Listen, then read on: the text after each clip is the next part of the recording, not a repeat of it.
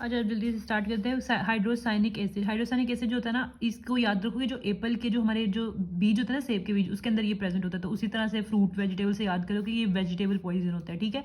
अगर तो ये हमारे पास गैस की फॉर्म में होता है, तो इसकी गैस जो होती है वो कलर्ड होती है, और इसकी पेनिट्रेटिंग ऑर्डर, यानी कि ऐसे जैसे कड़वे बादाम होते हैं उनका, उन जैसी इसकी स्मेल होती है। अच्छा, अब दूसरा ये बात ये कि जैसे हमारे पास जो ऑक्सैलिक एसिड था, उसमें हमारे पास सावर टेस्ट था।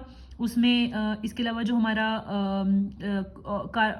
कार्बोलिक एसिड था, उसका बर्निंग टेस्ट था। इसका आलमंड बिटर टेस्ट भी होता है, और ये मतलब स्मेल भी इसकी ऐसी होती है।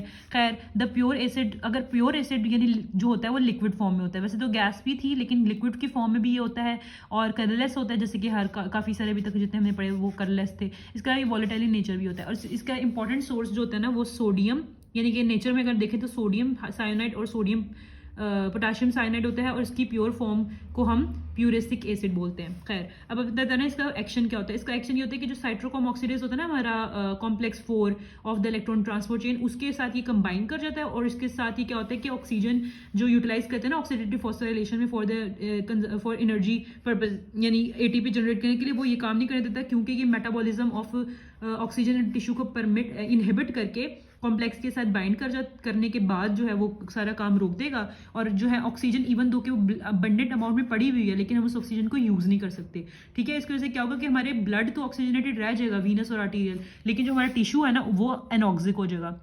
अब ये हाइपोक्सिया नहीं है, क्यों? क्योंकि ऑक्सीजन तो प्लेंटी है, बट साइटोटॉक्सिक है, यानी कि किसी टॉक्सिन्स की प्रेजेंस की वजह से ये एनॉक्सिया हो गया।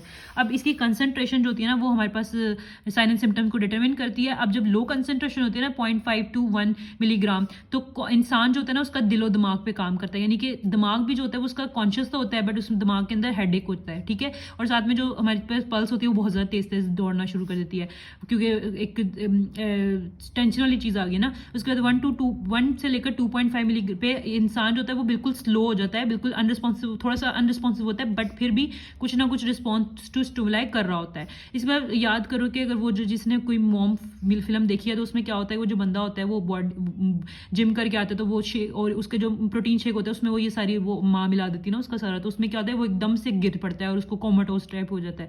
तो क्या होता है कि उसकी मसल पावर लॉस हो जाती है, साथ में टेकिकार्डिया और टिकिपनिया हो जाता है, यानी यहाँ पर हार्ड मसल्स और साथ में हमारे रेस्पिरेटरी सिस्टम भी इन्वॉल्व हो गया, टिकिपनिया कॉज कर देगा, ठीक है। उसके बाद वही 2.5 से ज़्यादा में कोमाटोज हो जाएगा और बिल्कुल अनरिस्पॉन्सिव, यानी कि ऑब्वियसली कोमाटोज इसीलिए तो है। इसके बाद हाइपरटेंसिव भी हो जाएगा, उसका ब्लड प्रेशर बहुत ज़्यादा होगा, क्योंकि टेकिकार्डिया तो ऑब्वियसली ये करेगा। इसके अलावा जो रेस्पिरेशन होगा वो बहुत लेबर्ड होगी, यानी ग्रास्पिंग में बहुत खींच के सांस ले रहा होगा, ठीक है, और स्लो।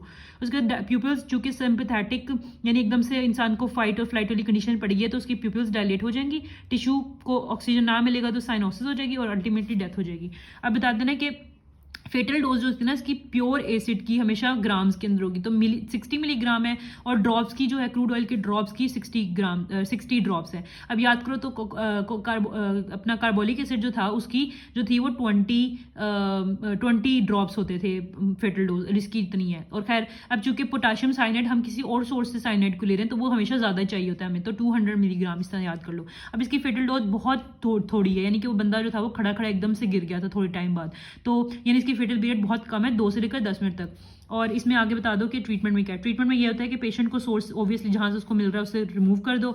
अब वो याद कर, जो वो बॉडी बिल्डर था उसने कपड़े जो अपने छोटे पहने हुए थे, तो इस तरह एक एज सिम्बॉलिकली याद कर लो कि रिमूव हमने क्लोथ्स करने हैं, वॉश करने हैं क्लोथ्स को विद प्लेंटी ऑफ वाटर। अब है give sodium thiosulphate. Sodium thiosulphate जो होता है ना वो फार्मा में भी हमने पढ़ा था एफजे वाले बच्चों ने कि वो हम साइनाइड पॉइजनिंग में ये देते होते हैं। और खैर मिथाइलिन नाइट्रेट इसलिए देते होते हैं क्योंकि मिथाइलिन ब्लू जो होता है ना वो अभी हम आगे पढ़ेंगे कि जो हमारे पास हीमोग्लोबिन होता है ना, मिथिमोग्लोबिन, उसको जो है दोबारा से रीजनरेट करने के लिए मिथाइल हमें चाहिए होता है, तो मिथाइल नाइट्रेट इनहेलेंट इसलिए चाहिए होता है, ठीक है। इसका सोडियम ले लो, इसका नाइट्रेट ले लो, तो 0.3% सोडियम नाइट्रेट हमें चाहिए होता है सोल्यूशन, और साथ में कोरामिन, क्योंकि ये दोनों जो है वो मिलके क्या करते हैं, सीएनएस स्टिमुलेंट इफेक्ट प्रोड्यूस करते हैं। उसके बाद आ गया हमारे पास हमारा ट्रीटमेंट ये है कि हमने इसको रिवर्स करना है, क्योंकि वो कॉम्बिनेशन फॉर्म में पड़ा है ना इसके साथ, तो उसको अगर रिवर्स कर देंगे तो इनका जो है वो हमारे पास ट्रीटमेंट हो जाएगा। तो खैर इसलिए क्या करते हैं, पहले हम हीमोग्लोबिन को मिथ हीमोग्लोबिन में कन्वर्ट करते हैं, वो हम करते हैं सोडियम थायोसल्फेट की मदद से, ठीक है।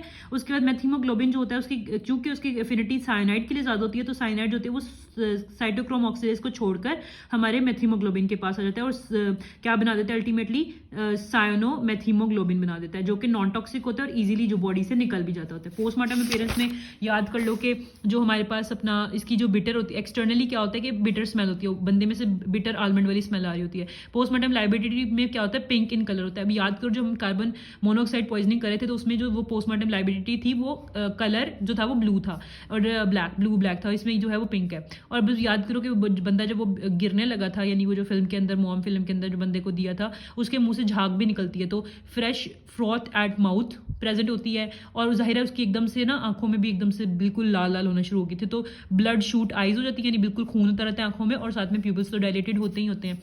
अब साथ में इंटरनली क्या होगा, स्टमक में से भी जाहिर है बिटर आलमंड टेस्ट स्मेल आएगी, स्टमक की जो म्यूकस मेम्ब्रेन है वही पिंक हो जाएगी, क्योंकि पोस्टमार्टम लाइबिलिटी भी पिंक थी। खैर ब्रेन और मेनिंजेस और लंग्स जो है वो कंजेस्टेड हो जाएंगे, जैसे हमारे और साथ में पेटिकल हेमरेजेस भी हो जाएंगे हमारे प्लूरा और पेरिटोनियम के। अब ये जो तीन चीज़ें हैं ना, ये उससे मिलते, कार्बन मोनोऑक्साइड पॉइजनिंग से मिलती होती है, उसमें भी ये चीज़ होती है।